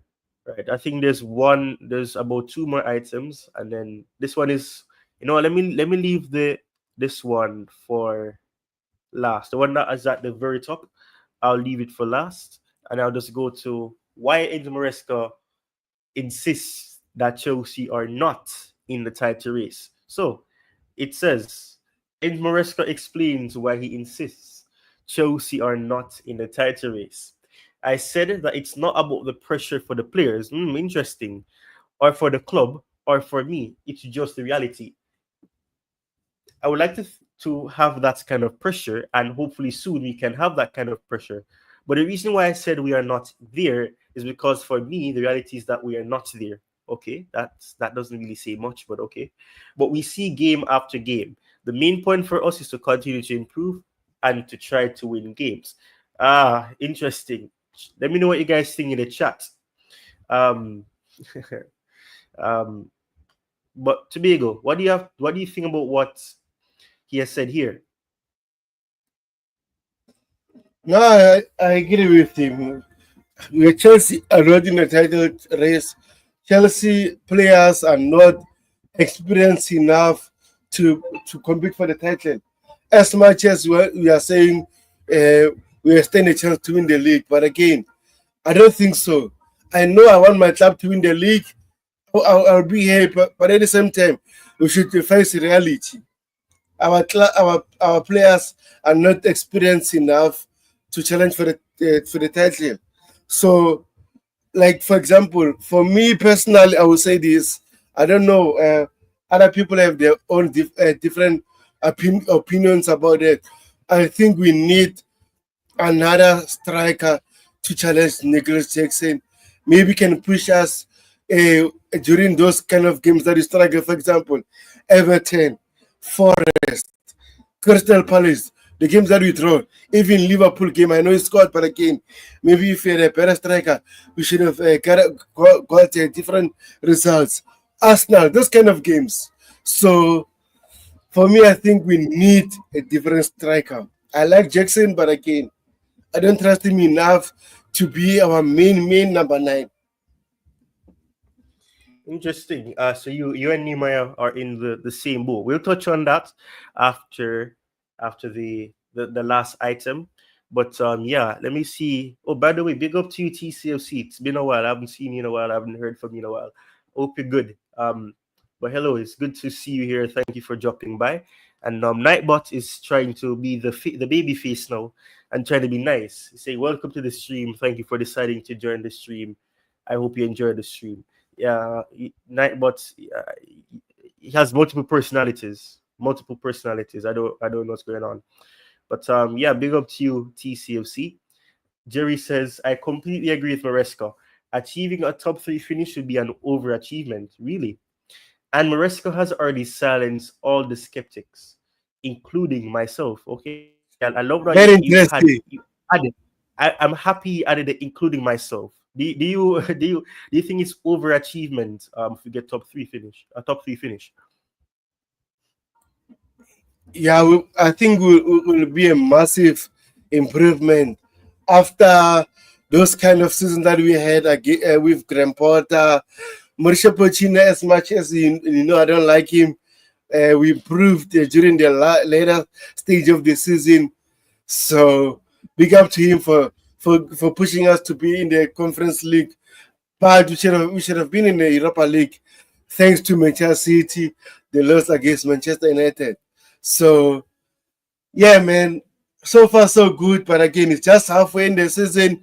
We still going to have a stumbling blocks. So as fans, we need to support the boys, the coach, whenever we are going to face those kind of situations. We are not going to be on the honeymoon until the end of the season. It's impossible. Well, fair enough. I understand. Fair enough. Oh wow, what a surprise! all right, all right. So let me share this item and okay. TCFC says that they're good. That's one. Right. Fire Foley says that they agree with Maresca as well, and it says this is why Maresca doesn't use Nkunku. Nkunku not a striker either. Fair enough. Yes, and I've said this in previous shows as well. On this channel and other channels, I don't. Nkunku is not a striker. He can play as a false nine. You can play anybody as a false nine. It doesn't matter. But he's not a striker. He's just a player that he can be used centrally, and I think he's more of a supporting player behind a striker. I think that's the type of player you get from him. So for sure, that's definitely it. And then Nehemiah is saying that City is finished and losing games. And Jerry, you're being mischievous. I might have to time you out. With your shirt, it feels like Wolves versus Chelsea game. Wow, funny. You're funny, funny Jerry, funny. Right? My wardrobe has nothing to do with anything else other than that. But let me share this item. There's two more items that I've added to the list. So this one is on Enzo Fernandez, and it says Enzo Maresca on Enzo Fernandez. Too many Enzos, man. We're very happy with Enzo. Whoa, is he talking about himself here, or Fernandez? Against Everton, he played for 1 hour as a holding midfielder with Moy Casado, and in the last 30 minutes, we moved him into the pocket and dropped Marl next to Moy to chase a little. Yeah. Before I continue, this is something that I did see because, as I mentioned earlier in the stream, Sancho was struggling without having a Cucurella idea to invert. And then I did see for the last 30 minutes that Enzo was on that left hand side. He was overlapping at times, trying to cross the ball into the box. So, yeah, I could see that change indeed. I did see that. And then at the bottom of this, it says in both positions, he did well. And in terms of leadership, he's growing. So we're happy with Enzo. I don't know if he's talking about himself in third person. He's just saying Enzo. But yeah, it is that's definitely the case. I don't. What do you think, Tobeo? Yeah, I agree with him. I remember our fans said Enzo Fernandez uh, can't play as a double pivot anymore, blah, blah, blah. But again, you can see this kid is developing. He's still young. He is not at his peak at the moment. Even Manchester said we can see that he's doing well, but at the same time, he's not at his peak. So, as much as we criticize these players, sometimes we need to protect them as Chelsea fans. I'm not going to talk about rival fans because rival fans are always gonna say bad things about our players. But as Chelsea fan base, we need to protect all the players. Enzo Fernandez is adapting to Enzo Maresca's tactical analysis, how to use him during different games. So you can see this boy now, he's doing very well. Every game is getting a goal or assist. And no, against Everton we didn't score, but it's getting there. So I like the development of Enzo Fernandez and Enzo Maresca. Hopefully he can be racing for the future. For now, let's take it game by game, and for the future, hopefully he can add more goals to his game. Yeah, that's true. Jerry Singh says Enzo Fernandez. Oh no. Go back. Let me go back to Rich Money Makers here. Um, okay, my screen is frozen. Remember, guys, every single player that joins Chelsea must have the mentality, personality. Mark Gill, the coach is very impressed with. Our coach is playing mind games with the press. Interesting, according to sources. Fair enough. That's fair. I mean, I understand it. I mean, you don't want to put additional pressure because he mentioned about it's not just about pressure. But why did he mention pressure? It means that he knows what people are saying, which is not oblivious. Obviously, we know that. But the fact that he said it's not just for the sake of pressure for the players. So obviously they've had this conversation. So definitely, surely. I mean, you can't deny what the table says.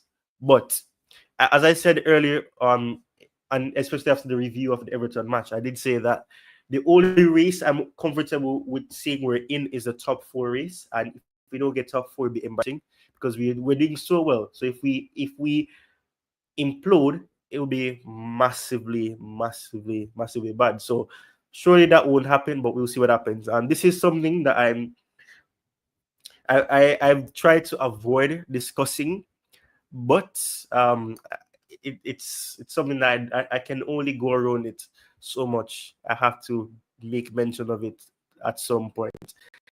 And this is it. Maresca says we're waiting for Mudrik's B sample results still, and there's no news. So, oh gosh, we talked about this on your channel, Tobago, Mudrik. and the whole doping issue. I know you gave your thoughts, but and obviously more information has been given to us. Do you think that there's any possibility at all that the B sample will result in a positive outcome for Mujik? Yeah, at the moment it's so difficult there. What will happen? So I think what we need to do is wait and see what will happen. We're just going to wait for the B sample and hoping for the better news. So yeah, man, this in this situation, it's not easy because we don't know what will happen. But at the same time, we hope that the B sample is a positive thing, that Michael Mudrik didn't take any bad substance for him to get a ban. So let's wait and see, Ty. Hopefully, we get good news for this B sample from the B sample. Yeah, yeah. I mean, I did say this on your show as well. That uh that I'm a wow. I knew that was gonna happen. Knew that was gonna happen. Um, but right, what was I saying? Right, so I'm saying I did say this is why I wanted to avoid this because I don't want to talk about it. I'm gonna be lost for words. But the whole situation with Mujik is very unfortunate. I've not seen a player be as unfortunate as Mujik has been. I mean, I do believe in terms of who he is as a player. You can see that he wants to succeed, and that does put into question if he would have actually opted to do this. Um, I don't know. I really don't want to talk about this because it just it's unfortunate, man. You just think about how Mujik. You could see that Mujik wants to succeed at he wants to succeed at Chelsea. I'm just hoping that because of that pressure to succeed, that wasn't the case. And we're seeing that he's saying he's innocent. The club clearly are doing investigation as well, and even Maresca said that they're supporting the player as well. Big up to you, Dante. Thank you for joining the stream. And I'm going to remove this comment so that we can see that you're here. Big up to you, Dante. How are you doing? Yeah, And big how up is the to day going? Or Tobago. how are you doing? Yeah, not bad, not bad. My voice is a bit sore. I've got a bit of a sore throat. Too much talking today. A lot of the family over Mhm. and had some guests over and stuff. So yeah, my throat's a little bit sore, but I'm good. Had a nap and now I just woke up. So yeah, I saw you're on, so perfect. I'm like, yeah, I'll come say hi. Yeah, fair enough. Right, so we've discussed a lot of things. We're somewhat on the closing end, but we were just touching on the Mudrik situation slightly because Mm. it was asked once more in the press conference that Maresca had for the Fulham game. And it basically was him saying that Mudrik's B sample results, they're still waiting for it. So we were just touching on that. But yeah, I was asking to be if he thinks. I guess I can ask you as well. Do you think that there's any possibility that the B sample will have a positive outcome to it? Usually not. Usually the B samples follow up from the A samples.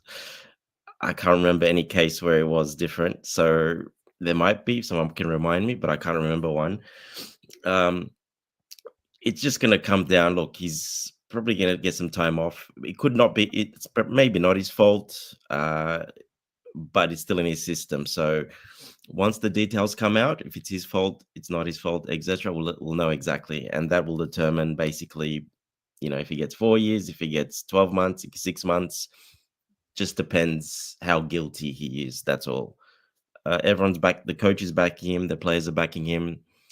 Looks like everyone in our club is backing him. Uh, they believe him that he does know nothing about it. So we got to go with that for now. And look, even though, like I said, it's still probably going to be a bit of a ban, but yeah, it's not going to be nothing career ending like that. It'll probably be 6 months. Worst, I think 12 months, if something like that. But most likely it'll be the lower. So um, that's fine. He won't play. He won't play. It can happen. You'll learn from it. We'll move on. We'll see what the club does, but the club will stand behind him, especially if they find out all the details that it's not really his fault. He didn't know nothing about it. It just happened because it can happen. Foods can be contaminated. There's all sorts of different ways it can happen. So, yeah, we'll just have to wait and see. Like I was saying last time, if he is guilty and he's found that he's guilty, well, then there will be a clause in his contract that will Chelsea will terminate his contract, and they will get the money off the books, and then simple as that. We move forward, and then we have more money to spend. So it's either way, it should be fine. Oh, fair enough. Fair enough. And Yeah, big you, up you to made everyone in the mention chat. of yeah, you made mention of the fact that food can be contaminated, and I tried doing some research, and obviously, what they said has been found in the system is Maldanium. I hope I didn't butcher the pronunciation. My Yeah, yeah, pronunciation is that's horrible one. sometimes. I think they said it's Maldanium. So and they're saying, and based on what I've read and seen, they're saying that Maldanium is something that it comes in two forms. Well, and the most common one that in the past that individuals like from that region have taken it has been through capsules. So I mean, with capsules, There's if you one know more. Sorry to capsules, interrupt you, it Ty. There's is one more possible to way. be. So in Eastern Europe, they do use it for like livestock, like beef and animals. In Eastern Europe, it was something they used quite a lot. They're not supposed to anymore, but they still do it sometimes because it helps, and something to do with the farming and the animals, obviously. Yeah. And they still use it because it's not that it's a no-no to use it, but they still use it anyway because it is Eastern Europe and they don't really follow the rules that much, to be honest. So it can happen that he just ate something that was contaminated as well. And in Eastern Europe, it's a very big possibility.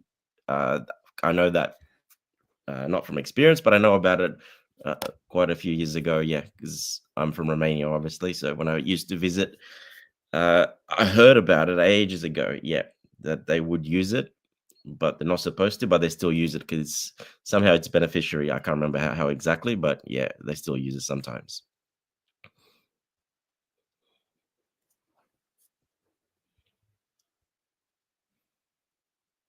Yeah, that's solid.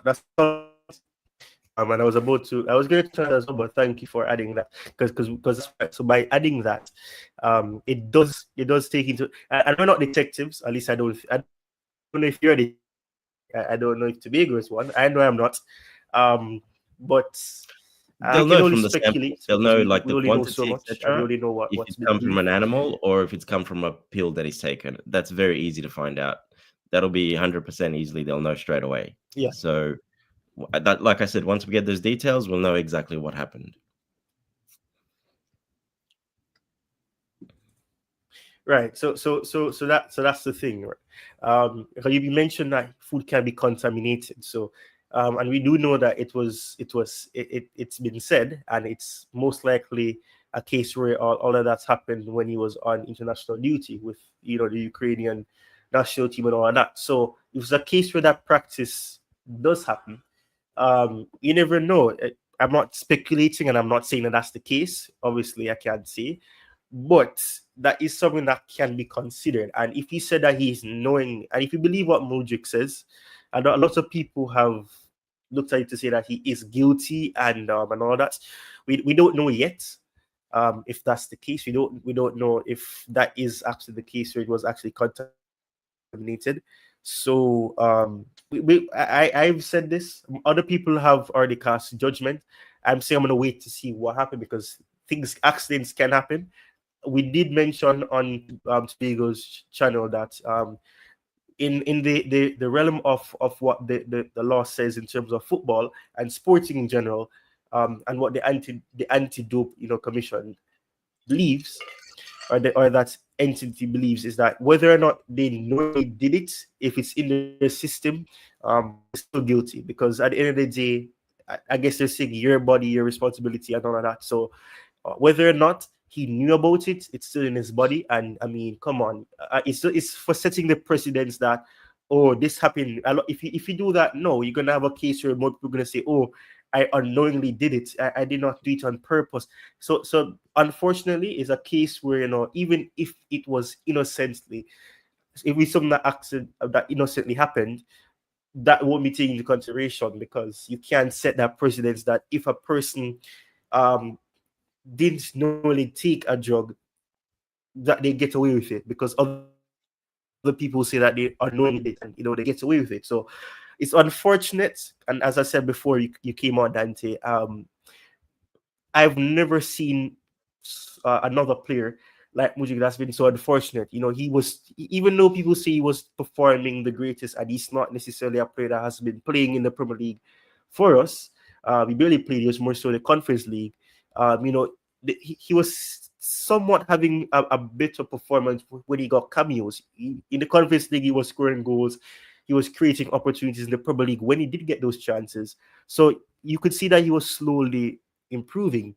So in terms of all of that, and then having this stifle your progression and all that, it's unfortunate. So I'm choosing to just wait and see, and as they say, innocent until proven guilty, or if you are guilty, then obviously that will be the case. But for now, I'm gonna wait and see what happens and see where the other findings says, because even if the B sample comes back as being positive for that drug and all that, or negative or whatever, there's going to be more insight as to why that would have been the case or why it Yeah. wasn't the case. So we will see Look, what one happens yeah, there. one thing I'll just add to that. Keeping it real, Chelsea. Yeah, Just before you read that one out, sorry, it's a tie. Sorry. One thing I will add to that: a player like Mudrik, he will get no tested problem. all the time. So, so when you've got speed like he does, and he gets, they see he would be tested all the time, and they've already said that he gets tested very often. So has to be really, really stupid to take something like that when he gets tested so often, because he's one of the players that gets tested often. From what I know, when the guys come to do the testing, they look at players who to test. Basically, they first look at the quickest players, the wingers. They test the wingers always, most of the time. The left back, right back, usually they test the ones that run a lot, like Caicedo, those type of players. They're always the players that stand out, that are really athletic and that can run really hard all day, are really fast. They're the ones that get tested absolutely all the time, especially, in England at an international level. Yeah, he would get tested over time. And from what I've seen some sources, yeah, he gets tested very often. So knowing that and then just doesn't make sense that he would take to that unless he's really, really has no brains. Well, then, obviously, but he knows he gets tested so often because of the way he plays, how quick he is, because of his build. So he gets tested. Yeah. So I just can't believe that he would just take that knowingly, that he knows he's probably going to get tested every couple of weeks. It just doesn't make sense. Yeah, and that's why, as I said, we're not detectives, but taking it, because you have to use critical thinking for this, because, and that is why I'm not saying he's innocent, but taking it into account, if a person wants to start the career of a or leader it, they would do that because they know that, okay, this player is gonna get tested. So if you do, I'm not saying that that's the case, but that is the possibility, because we have not heard anything to say that this is the case where he was partying and they had some drug. No, nothing like that has come out. So it's still up for speculation. But as you just said, if it's a case where he's constantly tested, if somebody in the camp wanted to do that, which that would be horrible. But if that's the case, then that would make sense, because they said, okay, by doing this, you can hinder the career of this player. But keeping it real, Chelsea has been dying with this comment, because I don't know. I've realized slowly but surely that this channel is starting to be somewhat like Chelsea perspective. A lot of people are saying a lot of illicit stuff here. Um, but keeping it with Chelsea is saying, in my opinion, I don't think Mujik accidentally ingests okay, meldonium. I have a better chance telling my wife I didn't. Okay, I accidentally tripped and fell in. Okay, hope MM is cleared of this nonsense for real. and then he follows that up by saying free Yeah, he's Misha. just first he My condemns him gosh. and then he frees him. Which one is it? Yeah, Keeping away it's crazy, Chelsea. man. Crazy. I guess it's proven. Yeah, I don't know. It's guilty until proven innocent. I guess that's the case. But yeah. I want us to move on to this other item, and we can probably talk about some other news that's been coming out. Nkunku's news, even though it has been downplayed by rich money makers and some other sources as well. But I want us to move to the next item, and then we can proceed to that sort of conversation. And then obviously I haven't done the you call it the predicted lineup exercise yet. I just realized I didn't even do that. Misha, the Mujik conversation, I was trying to avoid it because I knew that when you start talking about it, it could become a conversation that you have for 20, 30 minutes. So yeah, but let me see if I can find the next item here. Right, let me just switch to this for the time being so I can see if I can find it. Oh, and by the way, I should get your thoughts, Dante, because you did join after we had a conversation. But right, Enzo Fernandez's performances has been highlighted by Maresca. I'm gonna share something as well. So, do you think the way it was applied against Everton worked? Because Maresca says here that for 60 minutes he was playing as a holding midfielder, and then for the last 30 minutes there was an interchange there between him and Gusto, and Gusto was the one that was deeper. Do you think it worked? Depends what you mean by worked. If it's to get a result, it worked. But yeah, I do think it was a little Yeah. bit defensive. I brought this point up last time we spoke on the channel. I said he's playing, exactly that. He's playing as a DM next to Caicedo, not going from there. He's sitting there with Caicedo, and he was playing a DM really deep. And then he moved, obviously, this second half, the last part of the second half there. But yeah, look, we didn't create enough chances, in my opinion. I know Maresca said, we created two to three chances in that first half, but that's just not enough, in my opinion. I think if we were a bit more on the front foot, if he was playing how he's been playing recently, more advanced role, and sacrificing an extra defensive midfielder, pushing him a bit more forward, then yeah, I think we would have created more chances. And I'm pretty confident and sure about that because there's proof of that happening the previous games. Like I keep saying, if he's playing that deep role, or so pretty much if we're playing with two defensive holding midfielders that always sit there, well, then we're not going to create that many chances. We'll be solid more defensively, but we're not going to create as many chances. And that's exactly what happened. We didn't create enough chances in that first half. We only had two or three chances. We need more than that. We need double that, triple that, to be honest. We were averaging around 9 chances. So, yeah, it worked for Maresca if he wanted to get the result and to keep it tight. If that was the game plan, it worked, of course. But yeah, I think he was a little bit defensive. And we know Jackson, he's a great striker. He does a lot of work against low block teams. Not really his thing, but he's still got two really good chances, and he missed them both. If he had 4 chances, well, maybe he scores 1 or 2 more. So that's just the difference in this team at the moment. I think we need to create a little bit more to get goals, in my opinion. So yeah, it was just a bit defensive. That's all.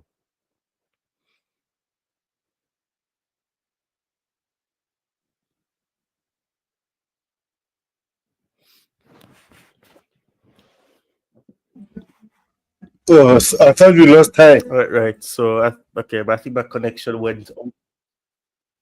Oh, okay. Right, Yeah, my I was connection wondering. went out for for a good five.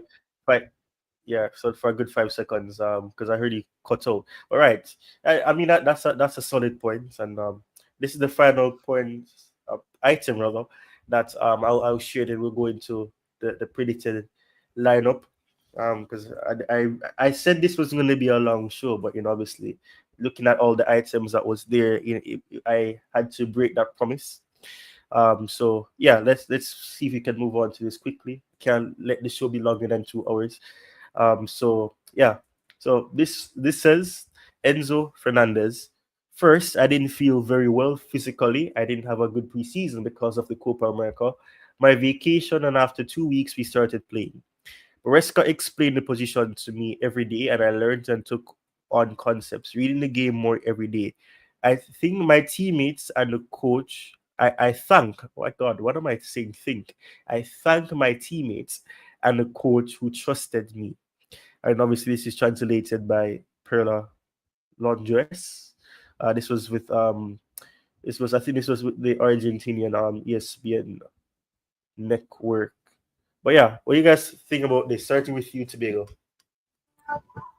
Yeah, I agree with Enzo Fernandez. He needed to adapt to the new role that Enzo Maresca was asking him to do. So, and I think he did very well. I know for a few games he was struggling, but as soon as he was comfortable playing there, he started to do well. So big up to him for understanding the new role, and also when as a player, when a coach asking you to play this certain role, you need to adapt. For example, I remember at the City, he used Ndindi as a number 8, first number 10. He did brilliantly. So I'm glad the players are adapting to Enzo Maresca's system. Also, sometimes Enzo Maresca likes to play him as a deep play midfielder. So he's not playing that one role particularly. So big up to Enzo Fernandez. Uh, Keep on cooking, my boy. The haters will keep on hating you more while you're supporting you.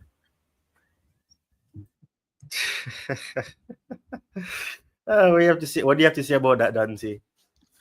Yeah, Tobago is spot on. He needed to adapt. He didn't have any holidays basically. Yeah, I had a week holidays and then straight away into it. So yeah, it was tough for him. Yeah, it was pretty tough, but he still actually did very well in my opinion. First half, the first sort of first game maybe not as well, but after that, he had a great run. I think he was influential in us going on an unbeaten run and playing really well. Uh, when he didn't play the couple of those games and we had the tougher oppositions, people thought that was it. But he came back in, didn't complain, got back in straight into it, and yeah, he did amazingly well. So he's been one of our top players this season.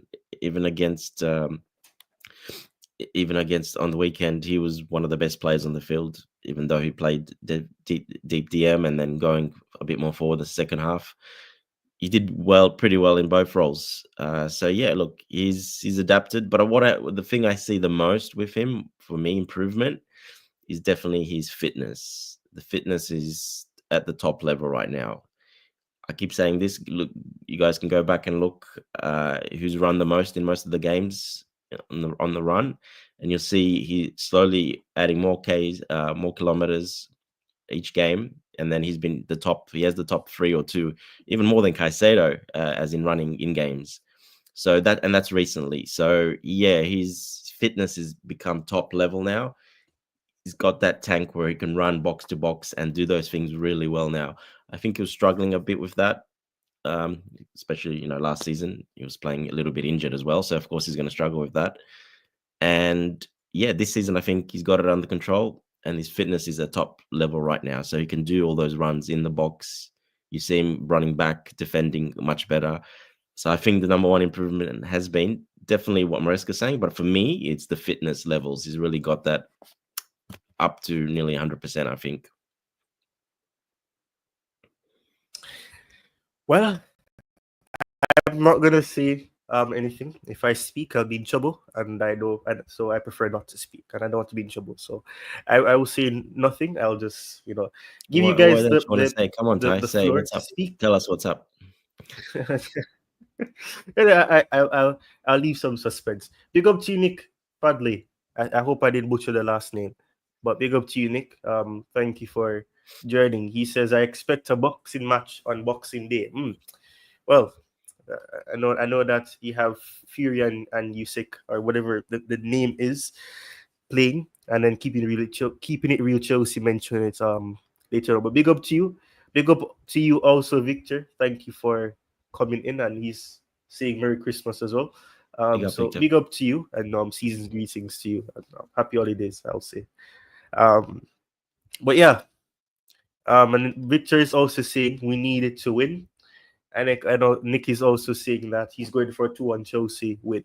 Well, I'll just say this about Enzo Fernandez so we can move on to choosing the Freaks at 11. Um, I understand everything that he says about not having a preseason, um, not getting a time to rehabilitate, and all of that. But I need to see more from him. I need to see him in more challenging scenarios before I say that okay, he's actually More. Wow. going in Have the you seen right his ratings? direction in football. Have you seen his ratings, Ty? Yeah, no, In the no, last sort of, his ratings. Yeah, yeah, not just yeah. ratings. I I'm remember talking. his Okay, ratings have been up that's there. stats. You like the stat stuff, yeah. Eye test as well. Haven't you think he's not been our one of our top 3, 4 players? No, no, he has been, but I do think that he could be doing more. What he's doing, I'm More, not being ungrateful. Definitely, he's helped offensively. more He's as in been goals or assists, or what do you impactful. mean by That's not more what I'm exactly? saying. But I'm saying when I say that I need to see more from him, I mean in terms. No, no, no, no. What I say that I mean as in I need to see more. Meaning I need to see what happens if I'm not saying I want that to happen, but if Casado has an off game, what can he do to what can he do in that scenario? If we're not using Casado, if it's a case where we're forced to play another midfielder or play somebody to deputize what he do, because it's easy for you to be able to do that when you have a player like Casado who's cleaning up the doing the work and clean up the field in terms of winning at the ball and being a good ball winning midfielder. So I'm saying There's I need nothing to wrong see with that, more Ty. in that sense, not more in terms of he's not done anything to convince me. No, I'm not saying that. So you want him Yeah, to be like right. But Casado, to do what Casado does? Is I that what you know mean? for some people they say I have an agenda. So to avoid, yeah. For this, just trying to prevent such an argument, I'm choosing to be cautious. But yeah, that's my thoughts. Let me know what you guys think in the chat about Enzo Fernandez's form and what he's been doing in the absence of Lavia as well, and also the fact that Maresca mentioned that he was playing as a holding midfielder for 60 minutes in the match, and then the 30 minutes he switched with Gusto, and he was more of an additional 10. So let's move on to the predicted 11 quickly before it hits the 2 hour mark, because I think this is going to go over the 2 hour mark. I have a feeling it will. But let me just switch to this right here. Um, right. I don't think that that's the right layout. Uh, okay. Let me see if I can find this. Okay, my screen is frozen right now. Right. So okay, I can probably take this off. We'll go through the predictions after. Yeah, I'm having some technical difficulties. That's not what I want to be shared. Okay, this right. I think that's better. Are you able to see what I'm sharing though? Because my screen is Diego frozen. Costa, yeah, that's good. That's a good lineup.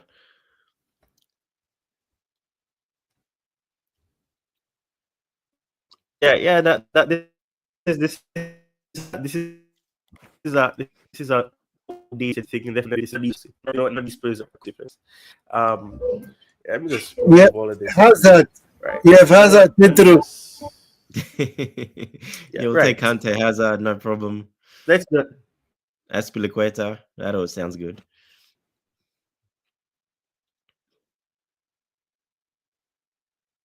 Oh, looks like he's having technical difficulties. I think he's broke. Yeah, Yeah, Kai, are you there? he's frozen. At least he's got a smile on his face, so that's good. Let me do this. I'll do it. I'll do it for him. Let me do this. Ty, can you hear me? No, no, he's frozen. Tobago doesn't matter. Let's go through the lineup. He'll come in when he comes back in. Yeah, I'll try to share it from to my screen so that you can. Oh, it's gone. And He's gone. Yeah. unfortunately, yeah, unfortunately, let me do this. Unfortunately, yeah, he have to accept my share screen, and then we're going to do the lineup for him. So how have you been, bro, Dante? Yeah, not bad, not too bad. A little bit getting a bit sick now, unfortunately. Too much talking and yeah, a little bit sick. My little one's a little bit sick as well. So yeah, too many people over going people's houses. Yeah, that's gonna happen. Unfortunately, too many kids around. That's the problem as well. Yeah, So yeah, just yeah, a little bit sick. And then tomorrow, Christmas sort of day, we've got everyone coming over here. So tomorrow's another big day. So yeah, Christmas. yeah, 100%. So guys on the channel, please kindly subscribe to the channel. Ty's channel is growing, so keep on supporting him. So, what are your thoughts about the game? Do you think we stand a chance to beat Fulham? As much as I want us to win, Fulham this season, I think they improved a lot. So, it won't be an easy game. Hmm. Maybe the way people are thinking, they improved very well this season. So, we need to be on our A game so that we can win this game. And also, we need to be clinical. This is the issue that I'm having at the moment. I know we are doing very well, but we are missing a lot of chances. Yeah, look, they're not going to be like Everton. They're not going to sit that low and so many people in the penalty box. They play more of a mid sort of block. So look, it will suit us a little bit better, and there will be a little bit more space. And because of that, I'm very confident because of that. So even though they're a good team, they got a great coach, they set up well. Depends how they're going to line up as well because they've got a couple of injuries. They might go ultra defensive. They saw that it worked for Everton. They might do that. They've done that before against the big teams. They've gone five at the back, and yeah, they could do that. We'll see what happens. But yeah, yeah, it's not as tough. We're at home as well. It's not as tough as Everton away, and especially on that day, the weather was shocking as well. So the weather didn't really help matters either. So look, I think it'll be a good test, but I'm pretty confident to be honest. I think against Fulham at home as well. Yeah, I'm very confident for that one. Ty, you back? Can you guys hear me? Yeah, we got you, man. We got you. Yeah, yeah. Okay, so I'm gonna make a general announcement. Thank you for stepping up, Tobago. I'm gonna make a general announcement. This is officially my final.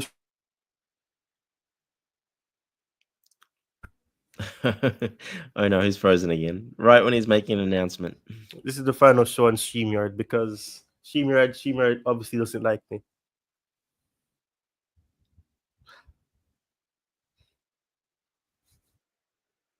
Yep, probably Ty. Yeah, if it's not working, it's is your connection good? Is your internet good? Maybe that, but yeah, I'm not sure. Tobago's doing the lineup for us anyway, so we'll probably agree anyway on it. We pretty much agree on our lineups most of the time.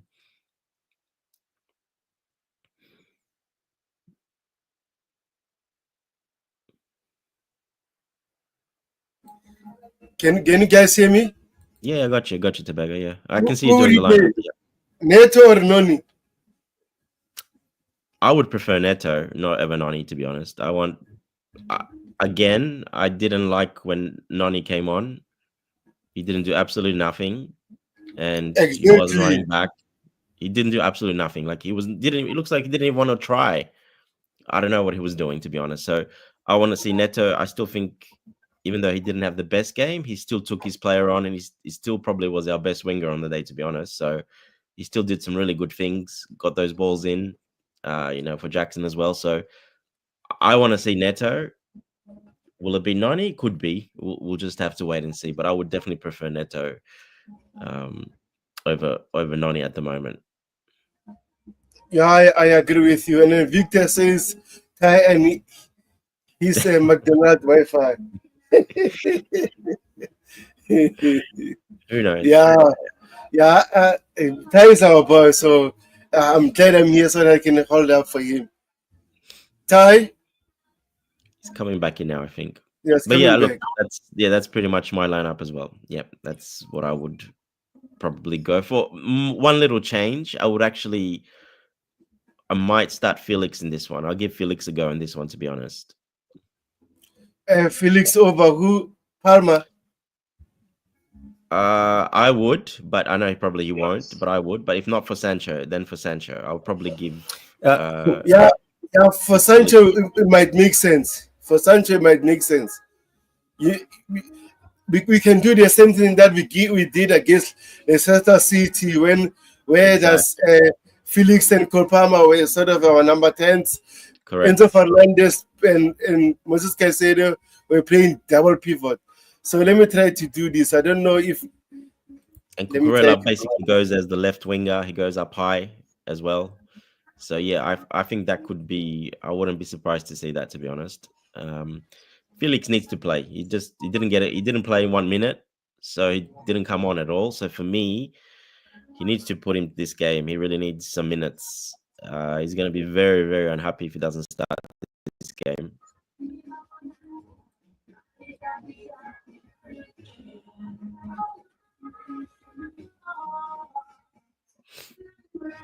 So yeah, I would like to see that. And the way Fulham play as well, it's works. Like I said, they're not really a low block, but they're medium to Yeah, low. They're a mid block, but they can against the better teams, they've gone a bit deeper and they've added an extra defender. They've gone five at the back. So if that's the case, I definitely want to see this. I want to see yeah, us. I agree with you. As much as we want, I agree with you. As much as we love Sancho, I don't think we need to play him for every game. Sometimes we need to rest him. So I would rather put him on the bench sometimes to be an impact player. Why not? I would like to see Exactly. this also because, like you said, we are playing at home. We got the crowd and everything, so we need to take advantage of that. Against Everton, we didn't create enough, so we need more creativity to win the game. Then maybe in the second half, we can restructure and play as a defensive, but we can also attack. So I would like to see this, Dante. I agree with you, bro. Yeah, I would even push Fernandez up, give him the free roll, and just let Caicedo sit there alone. For me, I think that's again that first goal against Fulham will be very important, just like it was for Everton. If we scored a goal against Everton, well, that would have changed the game. Uh, Mm. eg- and I think if we just went for a little bit more, yeah, I think we could have pushed for an early goal if we created some more chances. So yeah, this is going to create a lot more chances, and Fernandez can make some runs into the box as well, deep from deep. I think that would be, that would be the way to go, especially at home. We're at home in front of our crowd. They're going to be buzzing. They're going to be in a good mood, just Christmas after Christmas, Boxing Day. So yeah, everyone will be in good mood. So I want to see some nice attacking football from the start. Go at Fulham and put them away early. Yeah, Ty, are you there, bro? Are you back? Can you guys hear me? Yeah, 100%. Yeah, bang, we got you. So Ty, first thing, what are your thoughts about the You see my lineup, point. and then and This is the and final. then This is the final. We heard, we This is heard, the we final got you. stream I'm doing on stream. Right? Yeah, the final stream I'm doing on stream here because there's nothing wrong with my connection. Nothing at all. There's nothing wrong with my connection because I have the show open. I have the show open on my phone, and it's working perfectly fine. It's just this. It keeps telling me that there's an issue with my camera, which I don't, and then my mic. So it looks like I need to downgrade and go to something else because this is it happens to everybody. I know it's not just me because there's nothing wrong with my connection. Sure. It can happen. Um, Yeah, yeah, yeah. I hope you guys can still hear me. Hope you guys can still hear me. And for the chats as well, Victor. I'm gonna time out Victor because I, I'm gonna time out Victor. so I'm serious so because so Ty, that's disrespectful. so Ty, which stream are you going to use? Yeah. Ty, which stream are you going to use? Sorry, what was I going to use? Which Which stream? His stream? coach. What stream streaming software? What streaming software I'm going to use? Yes. I'm still undecided. I don't want streamer to kick me off because they probably keeping tabs on the stream. I don't want them to kick me off. So we'll have this conversation off here so that there's no, Oh, because okay, I no I problem. can't take any chance. Yeah, yeah. Yeah, yeah, Streamer doesn't like me. Streamer yeah. doesn't like me. When I go on people's stream as well, it happens too. Crazy.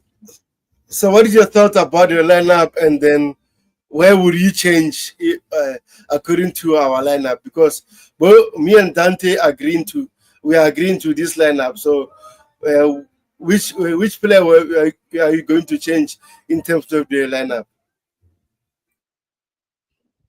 Hmm. That's a very interesting. That backline is very interesting. Um, I mean, we have no other option. Realistically, we have no other option in terms of who deserves to continue playing. Tosin definitely deserves to play. Gusto, mm, that's interesting. So, quick question. So, are you saying that So what's the application for Gusto? What's going to happen with Gusto in terms of what your approach is? Because that's a 3-2-4-1 or 3-2-5. Yeah, Gusto, remember, he can play this role I think against was Leicester City, right? Gusto played this role. So Mhm. I don't see a problem with Malo Gusto playing this role. And also against, who was that team we played? Oh, Brentford. Even against Brentford, Malo Gusto played this role. But I know and that game, Cocorella was invading, but Gusto was always playing as a right back, but supporting. I think was Noni Marueke in terms of giving him a space to cross the ball and everything. So I think Malo Gusto is capable of playing this role. So I don't know about you, Ty.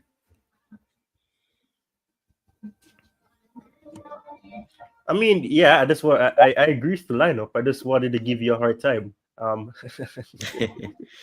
Just wanted to give you a hard time. Um, yeah, it's. He I can think do that, this role I much think that's better the best we than can the do. To be honest, I inverting mean, before into the before 10. before I That's for cut sure. out, I did hear Dante say something about playing Felix. Um, Right. So I agree with that. I think that we need to see that, and I think Felix needs to make a bit of a bit of claim after this fixture. Well, was it this fixture? No, it wasn't this fixture. It wasn't this exact fixture, but it was against Fulham where his debut, he got a red card, so he needs to make up for it. So let's see if he can do that. But yeah, I agree with the lineup for sure. I just hope that we end up seeing the best of it. But I agree with this for sure. But yeah, once more, thank you for stepping in, Tobago. I don't know what's going on, man. I mean, Okay. the funny thing is, it's always when I'm almost at the 2 hour mark. It always happens. I always get disconnected, so I try to It's all right. avoid the 2 hour mark because Technical I happens, know that Ty. after Don't two, worry. I don't Even know if coach with it's his the really limit, expensive system, it happens all the time as well. but that's So what happens every time it gets close to 2 hours. Now we understand, Ty. So anything you want to address, Ty?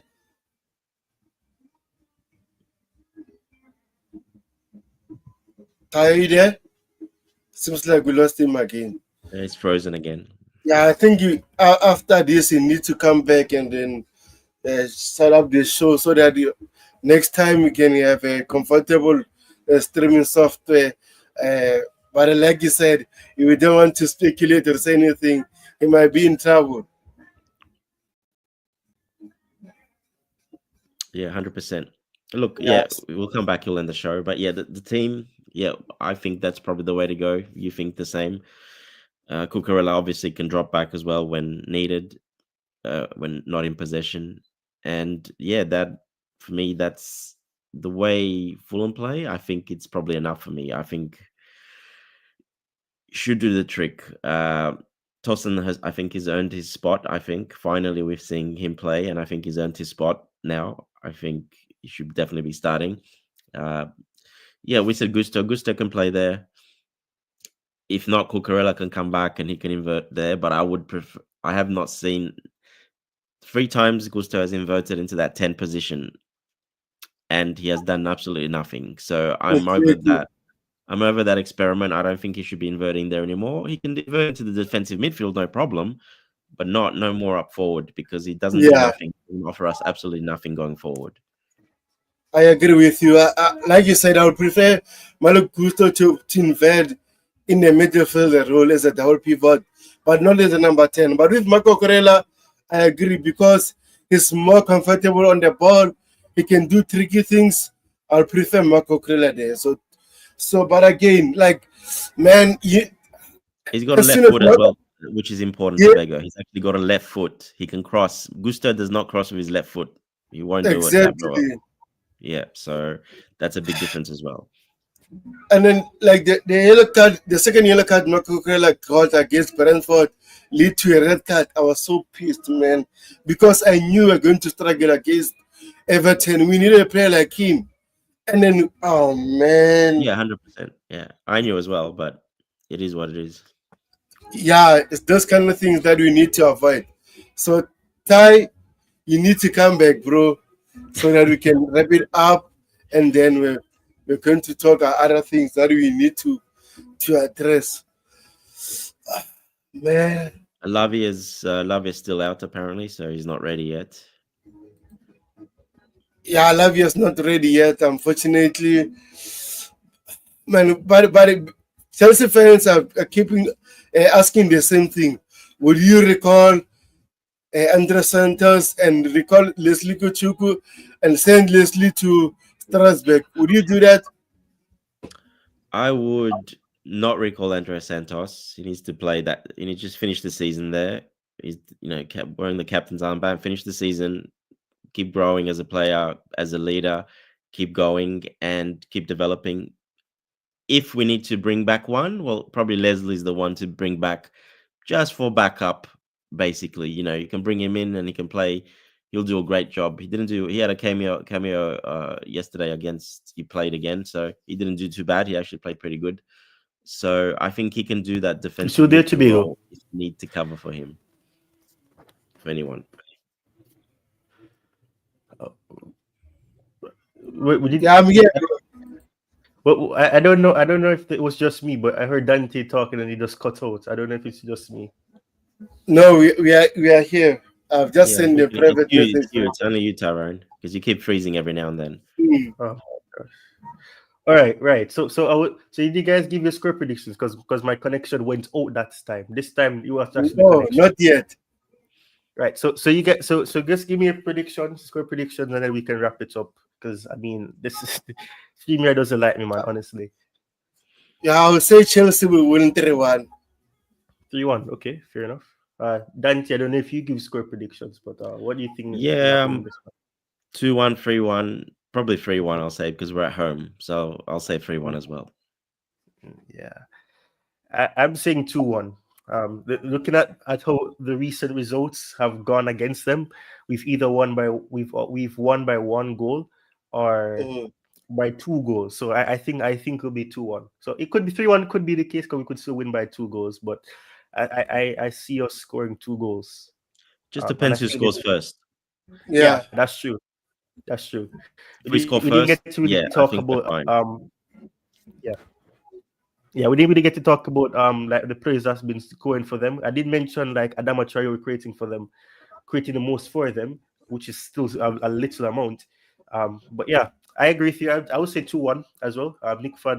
Nick. I'm gonna just say Nick. I stop butchering the guy's last name. Nick also said 2-1. So I think in terms of that scoreline, I think that sounds the most realistic. And as you said, because I heard a bit of what you were saying before I cut out that day. I mean, it's going to be after Christmas, so we need to see some happy cheers and all of that, and we need to be able to celebrate because it'll be a good way to wrap up Boxing Day. Uh, but yeah, thank you guys for joining me, and thank you once more to Diego and Dante for holding down the fort while I had my challenges. Not gonna say like Victor had with McDonald's Wi-Fi. I don't live anywhere close to a fast food place, so that's definitely not the case. But yeah, but thank you guys. Thank you, Victor. Even though when we're no longer friends, Victor, but thank you very much. Um, Big up to you, Garvon. Thank you for joining back Big up, again. Gavin. Uh, yeah, keeping it real. Chelsea was here as well, so big up to him. Nehemiah Foley was here. Rich Money Makers. Yeah, always appreciate you guys. Jerry was here. Um, who else was here? Miss Molina was here. TCFC. Everybody, a whole bunch of people were here. I'm not gonna end anytime soon if I mention everybody by name. But thank you to everybody, even those who will be watching this, whether it's tomorrow or even later on today.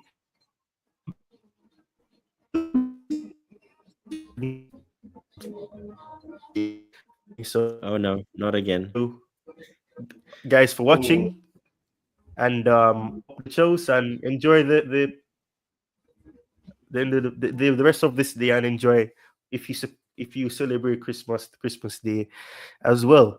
Um, that's it. Any last words?